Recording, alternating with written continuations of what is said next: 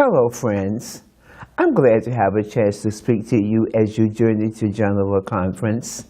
Many of you have been traveling for a long time, and my thoughts and prayers will be with you.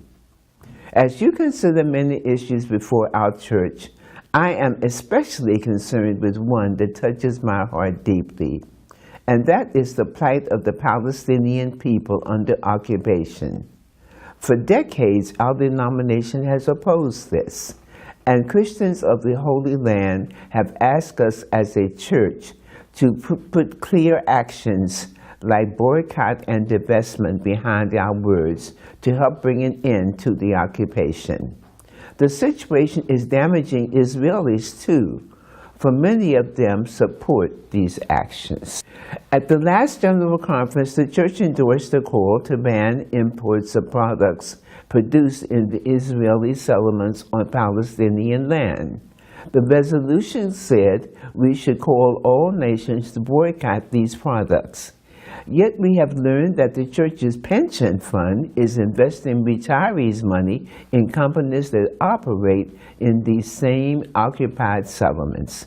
It seems wrong to send a message to those who are responsible for the occupation.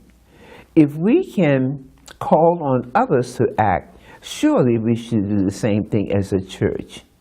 You will have an opportunity to vote on the divestment measure at General Conference that can address this issue, and I hope you will approve them.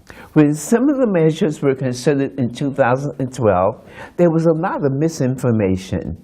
This included a rumor that Africa University might suffer if the pension board divested. This is simply not true. We have already had ethical exclusions for a number of types of investment, and the church has repeatedly used divestment to rid itself of companies whose values did not conform with church principles. To say that this accepted tool cannot be used in this situation is just not logical. Most of you know that Africa University is very close to my heart. I am never going to advocate anything that would harm this great institution that has enabled so many African students to prepare for productive careers that make significant difference in their home countries. You may remember that the church divested from companies involved in South Africa in the 1980s. This did not hurt our institutions, but it made a big difference towards ending apartheid. In fact, it was only when the church began to take this step that the terrible system of racial segregation and persecution ended. Former Archbishop Desmond Tutu has visited the Holy Land, and he said recently, "I shrink not one step backwards.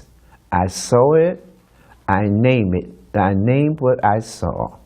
Separation, segregation, apartheid." I trust these observations, and I believe that if we have opposed these things in other situations, we should not hesitate to use every tool at our disposal to end this occupation of Palestine. Please vote for the screening out of companies in the illegal settlements from our investments, and for the divesting from those that we already hold. Please also support the divestment from companies like Caterpillar that has been asked for many years to stop providing weapons for the Israeli army and allowing their bulldozers to be used for the destruction of Palestinian homes and properties. You may find all sorts of maneuvers used to dissuade you from supporting divestment, but keep your eyes focused and make sure you know what your votes mean. Ask questions if you don't understand. Make sure the translators are conveying the right information. The victims of oppression in the Holy Land are watching and depending on you. May God give you safe travel and give our church the courage to do the right thing.